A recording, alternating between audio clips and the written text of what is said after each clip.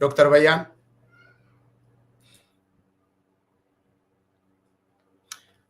Unmute of God.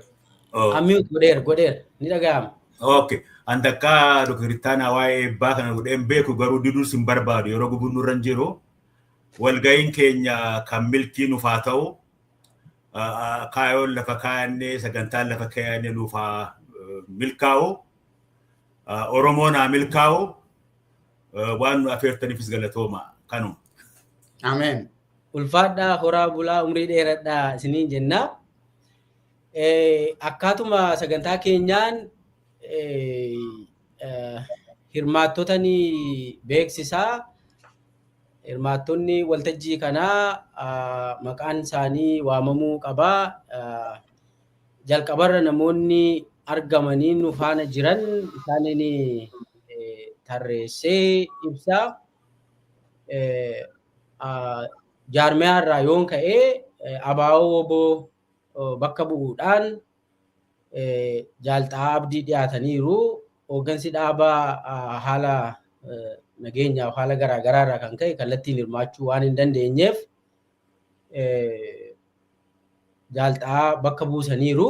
Ulfaadhaa galatoomaa isaaniin jenna.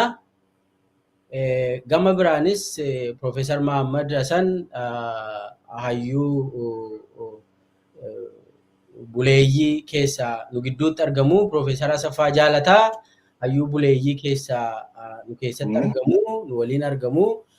Dr. Tsaggaayee Araarsaa nu waliin argamu. Profeesar Mahammad Abbaa Jabal Xaahiroo akkasumas Profeesar Isqeel Gabbisaa nu faana nu waliin argamu.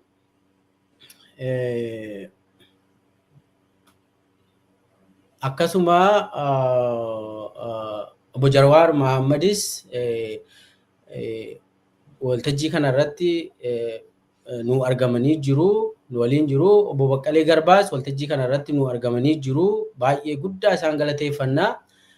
Dr. Bayyaan Asobaas waltajjii kana irratti nu argamanii jiru. Baay'ee isaan galateeffannaa. Dr. Guutuu Wayyeessaas waltajjii kana irratti nuuf argamanii jiru. Baay'ee isaan galateeffannaa. Kan biraa namni natti mul'atu namoonni dhufan isin beeksifnaa yoo gidduutti gaa namni sagantaa kana irratti hirmaachuudhaaf karaarra ka jiran ni jiru. Namoonni hirmaachuudhaaf rakkatan yoo dandeenye ni seenna jedhan warri affeeramanii ammallee seenuu danda'an ni jiraatu. Akkuma isaan dhufaniin isin beeksifnaa nuuf kalchitu. Gama biraan namoota baay'eedha kan affeerree yoo danda'ame egaa akki namoota seenuu danda'an adeemsaan seensisuu dandeenya. Jaarmiyaa keessaa namoonni nuyi affeerree Adda Bilisummaa Oromoos affeerree jirra. Isaanitti hin mijanne hirmaachuudhaafi. Kaafaawos affeerree jirra. Isaanis bakka nama buufataniitu turanii. Namni bakka kaafaawoo bakka bu'uun haasawa gochuuf tures mata duree irraa dubbatu nuuf erganii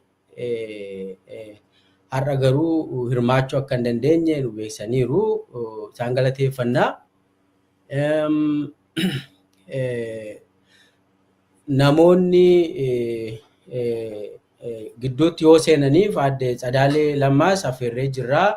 Karaarra jiraachuu malu seenuu danda'u. Aadde Dunee Silgaas affeerree jirra seenuu danda'u. Kanaafuu namoonni namoota baay'ee affeerre jechuudhumaa fi iftoomina uumuudhaafi warri argamtanis warri isinii argamuuf warri hin mijoofneef illee hundi keessanuu ulfaadhaa galatoomaa isiniin jennaa. Dhimmi isaa dhimma uummataa waan ta'eef haala garaagaraa keessa waan jirruu fi kan nu mijatee argamnee jirra waan ta'eef waltajjicha itti fufna jechuun barbaada.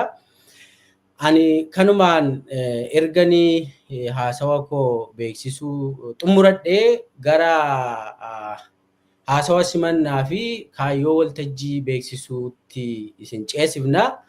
Haasawa sana Habteeti ittaana gara keettan deebisaa booda nan deebi'a. Ayyee Dr. Milkeessaa Miidhagaa hirmaattota sagantaa kanaa fi daawwattoota keenyaatiin galateeffachuun barbaada.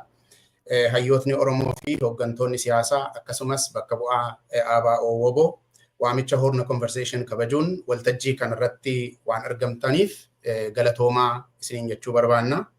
Qabsoon biyyoolessaa Oromoo hawwii biyya ofii irratti kabajamuun mirga abbaa biyyummaa gonfachuuf gaggeeffamaa ture. Sochii waldaa Maccaa fi Tuulamaarraa eegalee walakkaa jaarraa tokko ol lakkoofsisee jira.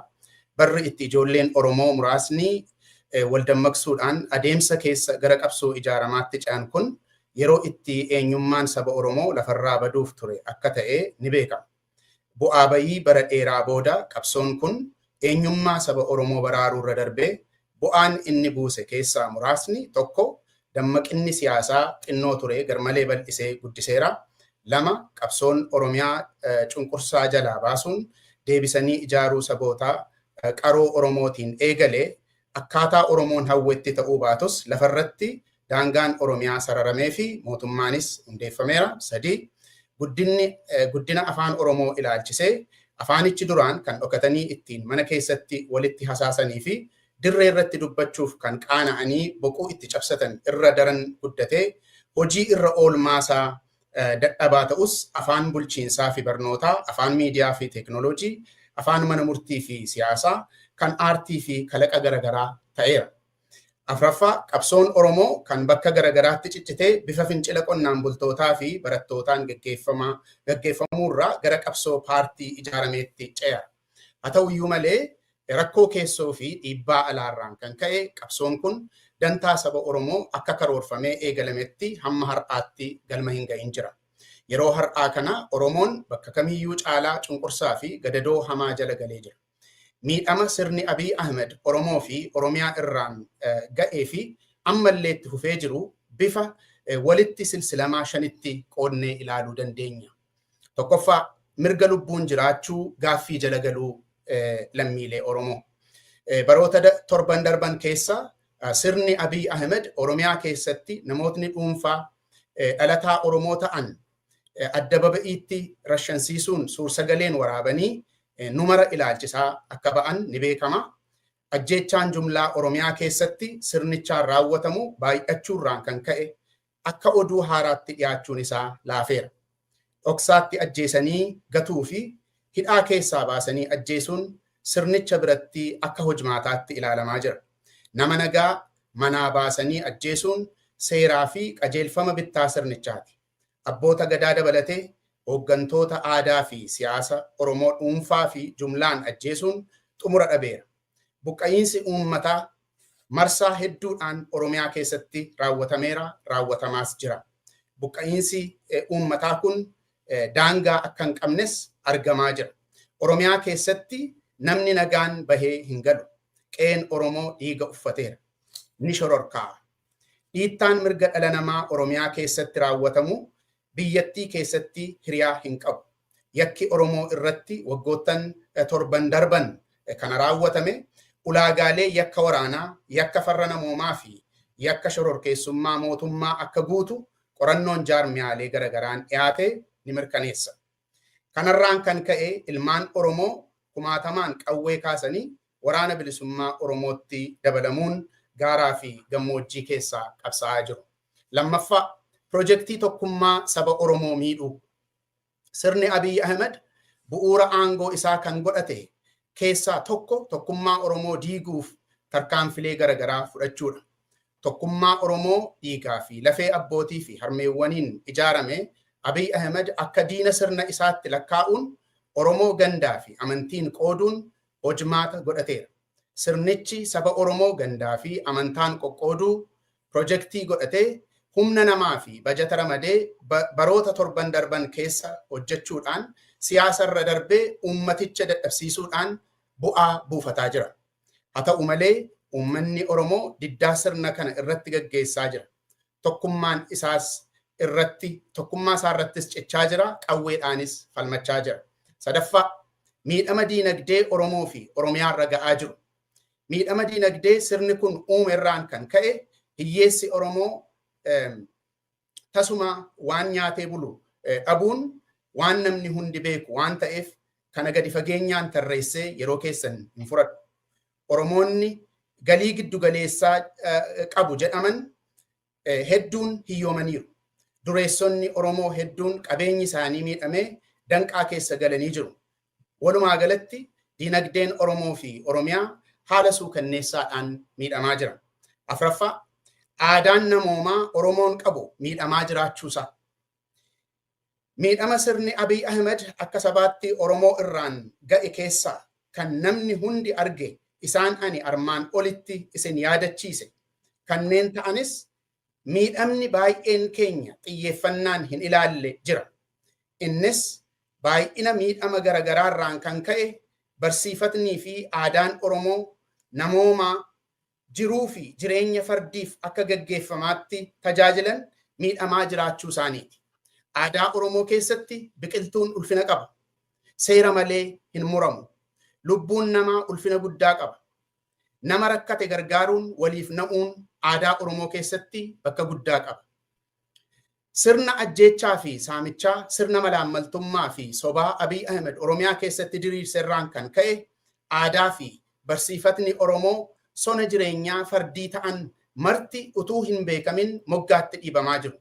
Biqilaaf hafnaan duuti namaallee akka waan nama hin ajaa'ibneetti baratamaa jira. Mootummaadha jedhamee kan bakka qabatee jiru soba, malaammaltummaa fi miidhaa namarraan ga'uun hojii ulfinaa fi beekumsaa taasifamee irra deddeebiin agarsiifamuurraan kan ka'e aadaan Oromoon qabu daran dhiibamee moggeeffamaa jira. Haqnii fi namoomni bakka akka hin qabne taasisuudhaan sonawwan Oromoon akka namaatti ittiin jiraatu bakka dhabsiifamaa jira. Shanaffaa, pirojektii sabni Oromoo akka jibbamu gochuuf hojjetamaa jiru. Sirni Abiy Ahmed Oromoo lafarraa fixaa, qe'ee Oromoo gubaa, qabeenya Oromoo saamaa Oromiyaa keessaa fi alatti immoo dippiloomaatota birattis mootummaa Oromoo jedhee of waama. Maqaa kana dhahatee saboota cunqurfamoo Oromoo waliin seenaa wal fakkaataa qaban irratti duula. Saboota kanneen saama. Haala kanaan uummata Oromoo jibbisiisuuf garmalee dhama'aa jira. Miidhama Oromoo irra jiru kan hunda keenya beeknu waan ta'eef kanumaan yoon asuma irratti gabaabsee ni tola. Yeroon amma keessa jirru yeroo murteessaadha. Yeroo itti hayyoonnii fi jaarmiyaaleen siyaasaa Oromoo wal hubannoodhaan tokkummaa fi tumsa tolfachuu sirna nama nyaataa kana buqqisuun sirna uummatni barbaadu diriirsuudhaan kallattii Oromoon ittiin mirga abbaa biyyummaasaa dhuunfatu akeeknu irra ga'ameera. Kaayyoon waltajjii marii kanaas hayyootaa fi jaarmiyoota siyaasaa Oromoo gidduutti wal hubannoo fi tumsi akka jabaatu, kaayyoon isaas sirna Oromoo miidhaa jiruu fi ofiis bututee jiguuf deemu kanatti xumura gochuun uummata keenya tokkummaasaa itichuuf yaada akeekuu fi kallattii agarsiisuu akkasumas dantaasaa kabachiisuun gara nagaa fi tasgabbii waaraatti geessuuf karaa akeekuudha. Walumaa galatti hawwii biyyoolessaa Oromoo ilaalcha keessa galchuudhaan tooftaa yeroo gabaabaa fi tarsiimoo yeroo dheeraa irratti wal mari'atanii karaa milkaa'ina qabsoo Oromoo saaquu fi daandii milkaa'ina sabichaa akeekuudha. Haaluma kanaan hirmaattota affeerraa keenya fudhattanii har'a yaada keessan dhiyeessuuf asitti argamtaniif maqaa qabsoo biyyoolessaa Oromootiin isin galateeffachaa gara haasaa tokkoon bakka bu'oota jaarmiyaaleetii fi hayyootaa fi hooggantoota siyaasaa Oromootti isin dabarsinaa. Galatoomaa. Ittaanaa baay'ee galatoomii. Amma kallattumaan gara haasawaa hayyootaa fi hooggantoota jaarmiyaalee siyaasaatti ceenaa. Bu'uuruma kanaan kan jalqaba dubbii nuuf taasisan Jaalxaa Abdii Abaaboo Woboo bakka bu'uudhaan kan nu gidduutti argaman isaaniin gara waltajjiitti affeera. Waltajjiin amma kan jaalxaati. Jaalxaa dubbachuu dandeessu. Jalqaba warri waltajjii tana qopheessitanii galatoomaan jira. Maquma kiyyaa fi maqaa jaarmaatiinis akka duraa wal hubannetti yaaduma gabaabaan dhiheessuu barbaada. Qabxiin irratti dubbadhu qabsaa'ota Oromoo irraa maaltu barbaachisa, amma qabsoo akkamiitu barbaachisa yaada ji'uun qabadhee qabsoo akkamii adeemsifneeti qabsaa'ota biraati wajjin immoo warra Oromoon ta'anii wajjis qabsoo akkamiitu barbaachisa, akkamiin sirna nama nyaatu kana ofirraa balleessinaadha waan jiru.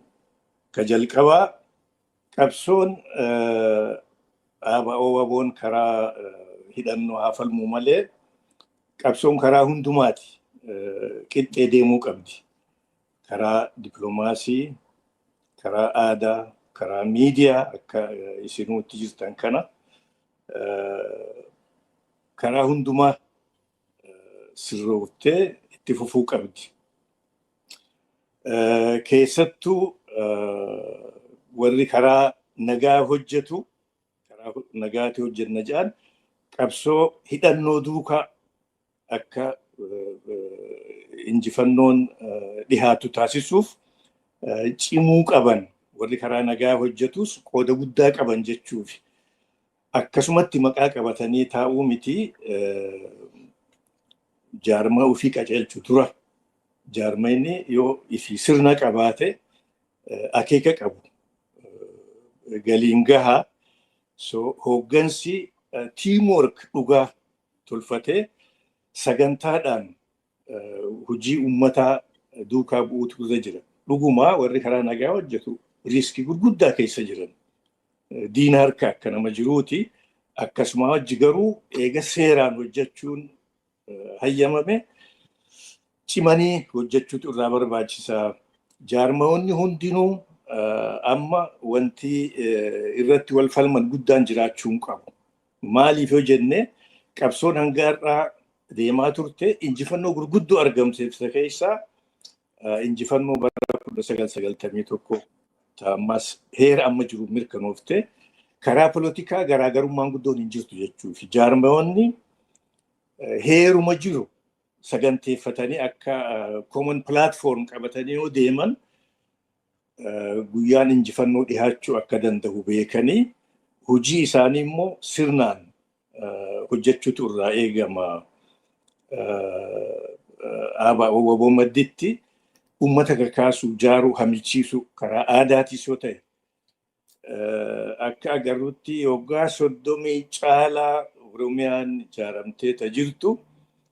Namoonni Oromiyaa bulchuu garii waan katabametti itti kennamillee dubbisuu warra hin dandeenye afaan Oromootiin. Kun egaa karaa hedduun qabsoon akka babal'achuu qabdu. Injifannuma argamtetti dhimma bahuun illee waa tokko. Uummanni kaka'uu qaba. Qabsoo hidhannoo qofa eeguu miti. Karaa hariiroo uummatoota biraatii wajji jirtus muuxannoo dheertutu jira. Warri karaa nagaa hojjetus. ABO keessatti gaafa ABO'n karaa politikaatis karaa hidhannootis falmaa ture irratti qabsoo uummatoota biraatii wajji muuxannoo dheertutu jira. Waan diiteelii keessa deemuun barbaachifne jalqabarraa gaafa ABO'n dhalaterraa qabaniiti ka odeeffannoo wal jijjiiruurraa qabee hanga walii wajji loluutti waliin hojjetamaa ture. Isaanii hojis amma karaa politikaa rakkoon jirti natti hin fakkaattu. Maaliif injifannoon 1991 mirkanoofte heera amma jiruun gadhaabatte ummatoonni garaagaraa if bulchee akkatti waliin jiraatan mootummaa walii wajjinis akkatti qooda fudhatanii ka lafa kaa'e. Kun egaa mirga hiree murannaa guutuu ummatoota garaagaraatiif waan akeekuuf kaayyoo tanarratti walii wajji hojjechuu salphaa ta'uu qaba. Hariiroo teenya haaromsinee yoo jaarmoota fakkaatu kan sirna dimokiraasiitti amananii wajjin hojjenne injifannoon akka dhiyaatu taasisuu dandeenya. Injifannoon dhugumaa hawwiin hin dhuftu. Hojii cimtuu barbaaddi. Hojiin sun amma ka hojjetamuu qabdu. Hegereen amma ka hojjetamuu qabdu. Kana dura waan ta'erraa barachuu qabna. Amma jijjiirama bara 2018 ta'e jala gahuuf waan ture yaadachuu qabna. Jaarmoonni Oromoo warri maqaa qabsoo bilisummaa Oromootiin sossoohu waan keessa dabran yaadatanii sanirraa baruu irra jira. Wanti gaafas argame gariin naman gammachiisu. Jijjiiramaatu as deema jedhanii ni mul'ata ture jijjiiramni akka dhufu ni beeka namni hedduun. Wanti ta'e garuu jaarmootaa fi namoonni jaarmoota san hoogganan mataan dantaa tuuta ofii yookiin mataa ofii duukaa deemuutu argame. Isarraa baruu feesisa. Hegereen har'a hojjetamuu qabdi. Ammarraa daandii haqaa irratti, daandii dhugaa, daandii bilisummaa irratti waliigaluu barbaachisa. Hoogganoonni jiran warri ABO waboo murate daandii wareegamtoonni shinniggaa irra turan irratti kaayyoof cichuu, kaayyoof du'uu, waliifis du'uu, waliinis du'uudha. Ka dadhabe akka ta'u ta'a beekamaadha. Warri gara biraatis akkasuma muratanii daandii san irratti walitti suutuu barbaachisa. Qabsaa'onni hundinuu ta duraa jaarmaa ifii qajeelchuudha. Tiimwork ka dhugaa gadhaabuudha. Dogoggora dabrirraa barree hegeree maal akka fakkaatu ammarraa karaa qabsiisaa deemuu barbaachisa.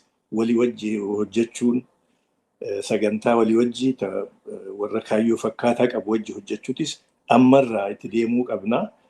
Kuni waan yeroo kennanii fi miti gabaabatti. So jaarmoonni matatti hojii isaanii, dirqama isaanii beekanii cimu, walii wajjin hojjechuu, wal hubachuu,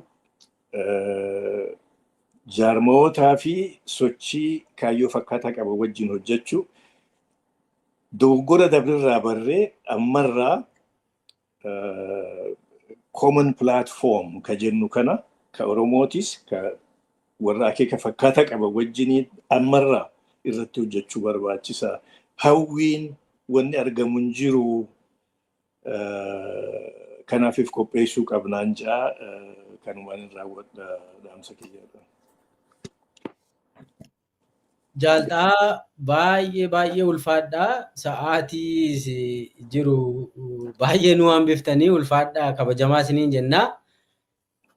Kanatti aansee Profeesar Mahammad Hassan dubbii nu gootanii amma waltajjiin kan keessan Profeesar Mahammad Hassan. Dr. Milkeessaa hedduu galatoome siifi Dr. Ittaanaa waan kana qopheessuu keessaniif hedduu galatooma akkuma duraan dubbatame. An gama kiyyaan hedduun gammada isin cufa as keessatti argu. Yaada adda addaa yoo qabaannillee namni wal kabajee yaada dhagahee beekaa jiran barnoota irraa arkanna wahallee irraahu tanaa jecha kabajaawwan sana gaggeessuun hedduu waan nurraa eeggamu hedduu galatoomaan ja'a. Laal an waan haaree waaniin isinitti dubbadhuun qabu waa sadi gaggabaabseet maal lafa kaa. Kanallee isinii fi miti ummata keenya ka prograama kana jala deemuuf akkuma yaadatan jechuuf waan biraatii miti. Ummanni keenya dur ummata bilisa ture, wama dhugaa harka 100 wama dhugaa ummata ifiinif bulchuu ture, mootummaa isaanii qabaachuu turan, seera isaanii jala bulan, seera ifii tumataniin jala bulan jechuu barbaadeeti. Ummanni bilisa ta'e yoggayyuu kana kan godhuu danda'u. Afaan Oromoo kaar'aan tana tuffatame amatuma sadii dura akkamitti Finfinnee keessatti dubbatama jedhanii dachii buqqaasuu turan afaan mootummaa ture. afaan literacharaa ture, afaan dippiloomaasii ture, afaan daldalaati ture. Tana namni keenya mata qabachuu tana maaliif hin gajjabees afaan tokko biyya san keessatti kan balleessuuf irra xiyyeeffatan waa meeqaatu jira gizeen hin jirtu tokko afaan Oromooti. Waan kana balleessuu barbaadanis isin cufaaf beeka jechuu barbaadeeti. Uummanni keenya uummata cabe akka Profeesar Tashaalee Xibabuu jedhutti jaarmansi Itoophiyaa cabinsa humna Oromoo gubbarratti jaabar uuma harka 100 dhugaa. Eega gaafa san uummanni keenya cabe hanqaa irratti mootummaan dhuftu cuftinuuhu ta uummata keenya disarmi gootu uummata keenya diidu malee takka waan gaariitu uummata keenyaa gootee jira. Hin jiru bar. Tana barree uummanni keenya dantaa isaa baruu qaba. Laal uummanni keenya biyya san keessatti uummata bal'aa, Afrikaa keessatti illee uummata bal'aa.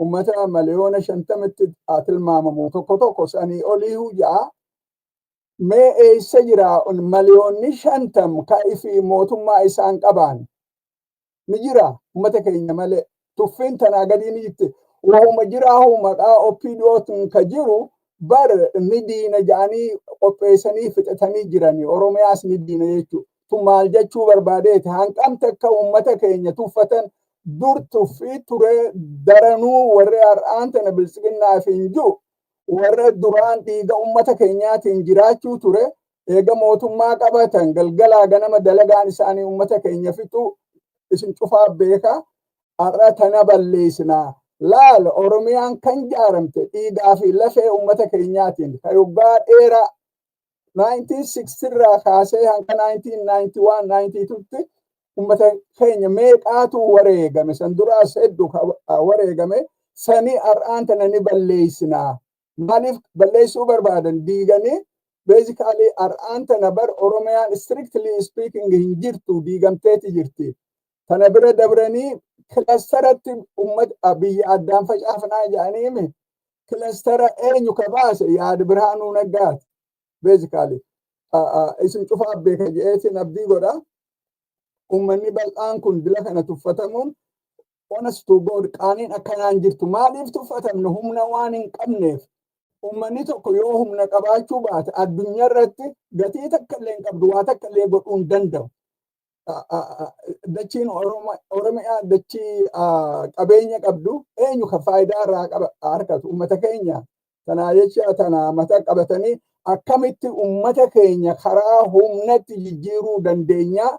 Sanirratti yoo focus goone gaarii jechuu barbaadeeti ummata dila kana bal'aa kan mootummaan qabne nama qaanessa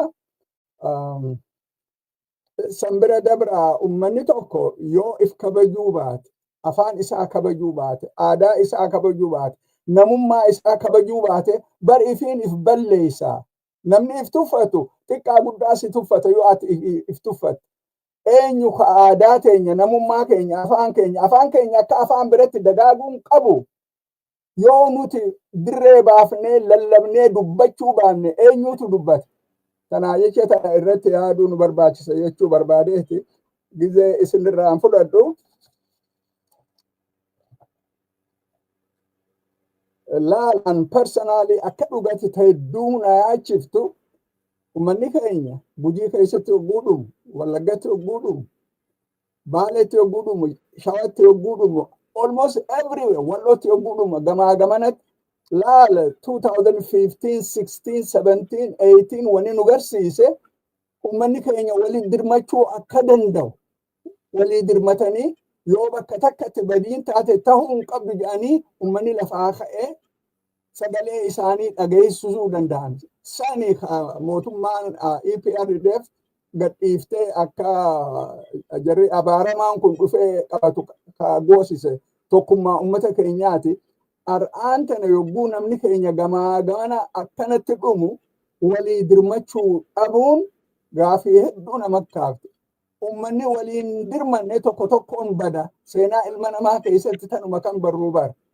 Yoo ollaan kee badu lakkii nan gahu jettee yoo ati cal jettee ta'ise boru ganama sirra gaha. Tanaa jecha uummanni keenya walii dirmachuu danda'u uummanni keenya bakka fedhetti yogguu tokko dhumu yogguu tokko manaa wajji gubatu ummanni kun cal je'ee yoo taa'e qaaniin tanaa gadiitu ummata keenya irra jirtu hin jiru. Tarraa boodaati maal jechuu barbaadeeti laal akkuma reefu duraan dubbatame Dr. Ittaanaan jedhe har'aan tana oolaan Oromiyaa keessa hanqa dandahanitti ala jiran waan dur qabaachuun turre har'aan tana gamana jiran an akka laalcha kiyyatti yaada kiyyaa beeka oolaan qabeenya ummata keenyaati wanni isaan wareegamaniif waa takka illee hin jirtu beelaan qaxxaamaa dheebu'uun madaawaa du'aa ummanni Oromoo hiree ifiin murteeffachuu qabaata jechuudha takaati gartee dhugumatti waan nama boonsaati tanaa jecha karaa dandeenyu keessaa biyya keessatti ummanni keenya oolaa maddii akka dhaabbatu waan dirree bahaa jiru tanaaf isaan akkatti ajjeesaa jiranii bara afaanii baasee Faqaaduu Tasammaa yoo ilmi waboo keessa jiraate haadhaa fi abbaan hidhamu san bira dabree ajjeefamuu qaban jedhaniiti diskas godhanii uummata irra bobba'aniimi tanaaf manaa wajji gubaniimi gartee tanaa jecha oolaa maddii dhaabbachuun akka laalcha kiyyatti kun yaada kiyya jedhan investimentii uummata keenyaa guddaa tokko gama kiyyaan dhugumatti hegeree uummata keenyaa namni yaadu uummanni keenya akka uummatatti jiraachuu qaba mootummaa isaa qabaachuu qaba abbaa qabeenyaa tahee jiraachuu qaba namni jedhee yaadu laal yoo humna qabaatte malee wanni kanaatun takkallee tahuu hin dandeessu keessaahuu biyya dimokiraasii waan taatin beeyne keessatti biyya humnarra ijaaramte har'allee humnumaan nama bulchaa jirtu ta'a keessatti ummanni keenya humna tahuu barbaachisa oolaan humna san tahee bahaa jira maddii dhaabbachuu nu barbaachisa jechuu barbaadeetti fixadhe obbaleessa kee ulfaadhu Profeesar Mahammad Hassan sa'aatuma kee irratti nu xumurtee galatoomii kanatti aansuudhaan namni haasawa nu godhu obbo Baqqalee Garbaati. Obbo Baqqalee Garbaa waltajjiin kan keeti. Naabante? Eeyyee.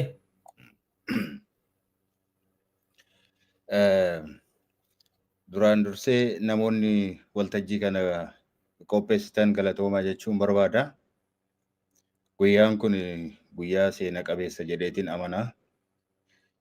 Guyyaan kun bu'aa bayii facaatii miidhama abdii kutannaa fi barnoota guddaa booda deebi'ee kan argamedha. Abbootiin keenya qabsoo bara dheeraa gaggeessaniin saba keenya tokkeessanii daangaa keenya sararanii afaan keenya dandamachiisanii aadaa keenya kunuunsanii sabboonummaa nutti horanii imaanaa nutti dabarsanii jiru. Qabsoon yeroo adda addaatti gaggeeffame gulantaadhaan bu'aa argamsiisee as ga'ee jira. Jijjiirama bara 1991 hordofee dhufeen guutumaan guutuutti abbaan biyyummaa keenya mirkanaawee hooggantoota ofii filanneen buluu yoo dadhabneyyuu daangaa seeraan beekame keessatti afaan keenyaan barachuu fi fayyadamuu irra geenye turre. Gaaffileen saba keenyaa kanneen hafan deebii ni argatu jennee osoo eegnu cunqursaan daranuu hammaatee qabsoo bifa haarawaan gaggeeffameen sirnichi kufuu danda'ee jira. Haa ta'u malee murni aangootti ol ba'ee ammas gaaffii saba keenyaa fi saboota cunqurfamoo biroof deebii ni kenna jedhamee osoo eegamu sirna federaalawaa sabdaneessa heera mootummaan raggaasifame diigee gara sirna qeenxeetti jijjiiruu eegale. Haaluma kanaan hojiirra yoo ooluu baatan iyyuu mirgoonni heera keessatti tumaman ifatti dhaawataan diigamanii waanuma eenyummaa keenya agarsiisu tokkollee hanga dhabnurra geenye. Walumaa galatti abdiin bara 2018 ture fashalee sirni dimokiraasii fi walqixxummaa ijaaramuun hafee siyaasni burjaaja'ee nageenyi boora'ee dinagdeen kufee Oromiyaan dirree lolaa fi dirree beelaa taatee jirti. Waggoottan darban torban gochaalee hamoon sirnoota kamillee keessatti ta'anii hin beeknetu uummata keenya irratti raawwate. Qabeenyaa isaa saamuu fi saamsisuu irra darbee bakka ajjeechaan gara jabinaa irratti shaakalamu ta'e. Mormarraa muranii mukarratti fannisanii itti sirban. Haadhaa fi abbaa biratti rasaasaan addatti tumanii ajjeesan. Fayyaatti gogaa irraa baasan. Fayyaatti biyyee itti deebisanii awwaalan. Ajjeesanii reefka harreetti fe'anii gabaa naannessanii itti sirban. Waggoota kana keessa waan ijaan arguu fi gurraan dhaga'uu hin malle baay'ee keessummeessinee as geenye. Har'a kanasitti wal geenyeef miidhaan nurra ga'e walitti himnee boonyee wal boosisuutiif miti. Waan darbirraa barannee gara fuulduraatti socho'uutiif malee. Sirni amma jiru kun dhaabbilee siyaasaa Oromoo dadhabsiisee tokkummaa uummataa diiguu irratti milkaa'ee amma garuu deebinee adeemsi keessa turre nus uummata keenyas kan kasaarse ta'uusaa barree kana hubannee wajjin teenyee mari'achuu fi kallattii qabsoo akeekuun ala daandii biraan akka hin jirre hubannee walga'uu keenyaaf gammachuu guddaatu natti dhaga'ama. Kana gochuu dadhabuu keenyaan sirna hamaa kana ofirra tursinee uummata keenyarra dararaa guddaan akka ga'u gochuu keenyaaf itti gaafatama fudhachuu qabna. Dhaloonni amma jiru qofa osoo hin taane inni sichi dhufullee idaa akka dhaalu qabeenyi silaa isaa malu ormaan akka saamamu waan gooneef badiin keenya guddaadha. Abbootiin keenya wareegama lubbuu itti kafalanii bu'aa qabsoo isaan nu biraan gahan ofittummaa waliigaltee dhabuu fi of tuulummaa keenyarraan kan ka'e tikfachuu dadhabnee tokko tokkoon sharafamee nu harkaa bahuu gochuu keenyaatiif dhiifama gaafachuu qabna. Maan booda isa darbe qulqulfachuu osoo hin taane tokkummaa keenya cimsannee sirna uummata keenya dararaa jiru kana ofirraa kaasuun dirqamaa fi itti gaafatama keenya ta'uusaa beekuu qabna.